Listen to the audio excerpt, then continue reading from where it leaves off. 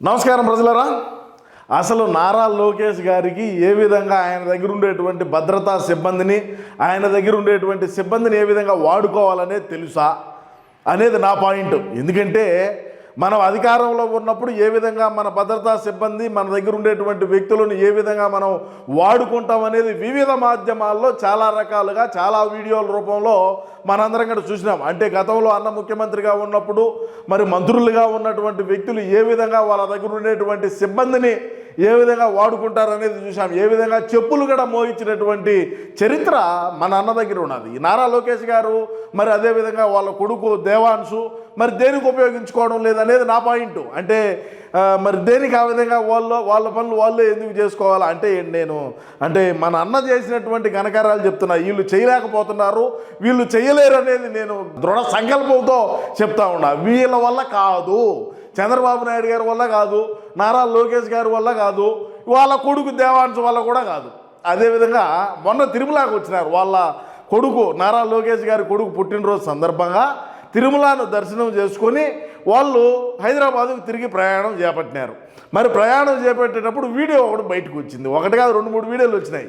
సరే, మనం అధికారంలో ఉంటే మనం ఏ విధంగా చెప్పులు మోపించినాం, మనం ఏ విధంగా రకరకాలైనటువంటి పనులు, ఎందుకంటే అధికారుల్ని మనం ఐఏఎస్లు ఐపీఎస్లు జైలు పాలు చేసినటువంటి చరిత్ర, మరి దగ్గర ఉండేటువంటి భద్రతా సిబ్బంది దగ్గర చెప్పులు మోపించినటువంటి చరిత్ర. చెప్పులు లేవోయ్ అంటాం. ఎందుకు? వాడు మన దగ్గర ఉన్నాడు, మనం అధికారంలో ఉన్నాం. మరి వీళ్ళు ఎందుకు ఆ విధంగా ఉపయోగించుకోలేదు? ఇప్పుడు ఆ అబ్బాయి ఉన్నాడు, లోకేష్ గారు తనయుడు. మరి ఆ పిల్లోడు వాళ్ళ ముత్తాత ముఖ్యమంత్రి, వాళ్ళ తాత ముఖ్యమంత్రి, మరి వాళ్ళ నాయన మంత్రిగా ఉన్నాడు, ఒక యువ నాయకుడిగా ముందుకు పోతా ఉన్నాడు. మరి ఇన్ని చేస్తా ఉన్నప్పుడు ఆ పిల్లోడు కూడా దేనికి అంటే వాళ్ళకు ఆ విధంగా కూడా తెలివి మనం ఇంత అధికారంలో ఉన్నాం, మనం కథ ఏంది, మన కార్ఖాన ఏంది చూడండి. ఇదో నిలబడుకో ఉన్నాడుగా, వాళ్ళ కొడుకు ఇక్కడ పోతాడు.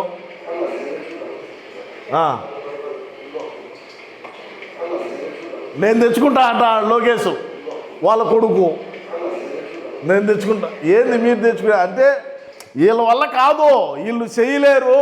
నారా లోకేష్ గారి వల్ల కాదు, వాళ్ళ కొడుకు వల్ల కాదు. వాళ్ళ కొడుకు నారా లోకేష్ అట్టున్నాడంటే ఇంకా ఆయనకు పుట్టిపెట్టి నారా దేవాన్ సింగ్ ఎట్టుంటాడు, అయిపోయిగా బాగా ఇదిగా ఉన్నట్టున్నాడు. ఇంకొక వీడియో కూడా చూడండి మీరు ఒకసారి, చూపించా. ఎందుకంటే మనం చేసినటువంటి ఘనకార్యాలు వీళ్ళు చేయలేరు, వీళ్ళ వల్ల కాదు. అవుతుందా చెప్పండి?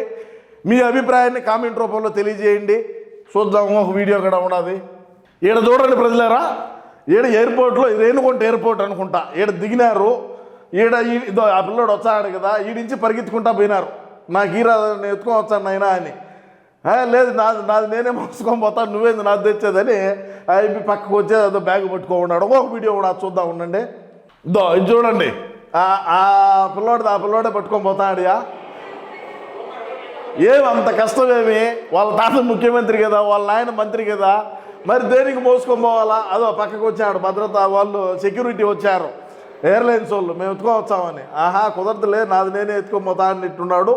అది నేనేం చెప్తానంటే, నారా లోకేష్ గారికి అయినా సరే, ఈ దేవాంశ్ బాబుకైనా సరే, వీళ్ళు దేనికి అధికారుల్ని మరి అక్కడ ఉండేటువంటి ఎయిర్లైన్స్ సిబ్బందిని మరి అదేవిధంగా వీళ్ళకు సెక్యూరిటీ ఉంటుంది కదా, వీళ్ళు వ్యక్తిగతంగా పర్సనల్గా పెట్టుకున్నటువంటి భద్రతా సిబ్బంది, అంటే గతంలో మనం అధికారంలో ఉన్నప్పుడు వాళ్ళకి సెక్యూరిటీని కూడా కల్పించలేదు కదా. అంటే మనం యువగలంలో చూసినాం, అదేవిధంగా ఇంకా రకరకాలుగా ఆయన పోయేటువంటి ప్రోగ్రాంలు ఏదే కదా, మనం ఇచ్చేటువంటి సెక్యూరిటీ కూడా మనం ఏ విధంగా ఈగింటా చేసినాం. మరి ఆయన వ్యక్తిగతంగా ఆయన భద్రతను పర్సనల్గా సెక్యూరిటీని పెట్టుకున్నాడు. మరి వాళ్ళ దగ్గరైనా మోపించచ్చు కదా. మరి ఈరోజు అధికారంలో ఉన్నారు, మరి బ్రహ్మాండంగా ఈ బ్యాగులు మోసేవాళ్ళు ఉంటారు, చెప్పులు మోసేవాళ్ళు ఉంటారు, టవళ్ళు మోసేవాళ్ళు ఉంటారు బడిగా. మరి వాళ్ళకి ఎందుకు ఇయ్యకుంటా మరి వీళ్ళే ఎందుకు మోస్తున్నారనేది నా పాయింట్. మనం అధికారంలో ఉన్నప్పుడు దీని యొక్క ఏ విధంగా మోపించినాం, ఏ విధంగా జరిపించినాం, ఏ విధంగా ఒక ప్రెస్ మీట్లు పెట్టి మరి టేబుల్ మీద మైకులు పెట్టున్నారు, కింద చెప్పులు ఇడిచి చెప్పు ఒకటి వేసుకునేదానికి మర్చిపోతే సెక్యూరిటీ ఓకే చెప్పుది అన్న దాఖలాలు మనం అధికారంలో ఉన్నప్పుడు జరిగినాయి అధ్యక్ష. మరి వీళ్ళు చేయలేరు అధ్యక్ష ఆ పనులు. ఐఏఎస్లు ఐపీఎస్లు కోర్టు బోర్లు ఎక్కించలేరు, అదేవిధంగా జైలు పాలు చేయలేరు.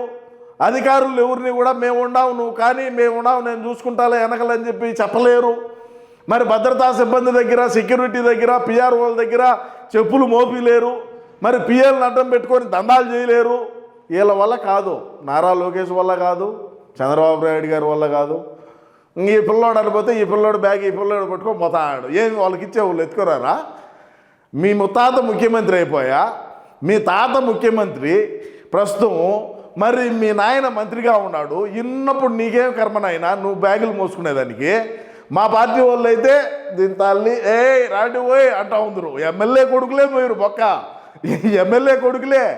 మరి నువ్వు ఇంత చరిత్ర మీ తాతగారు ముత్తాతలది ఇంత కథ పెట్టుకొని నువ్వే బ్యాగ్ మోసుకుంటున్నావంటే సరే, అది మీ యొక్క ఆలోచన విధానం, మరి మీ పెంపకం ఆ విధంగా ఉండదని నేనైతే అనుకుంటున్నా. మరి రాష్ట్రంలో ఉండేటువంటి ప్రజానీకం ఏమనుకుంటున్నారనేది మీ అభిప్రాయాన్ని కామెంట్ రూపంలో తెలియజేయండి ప్రజలారా.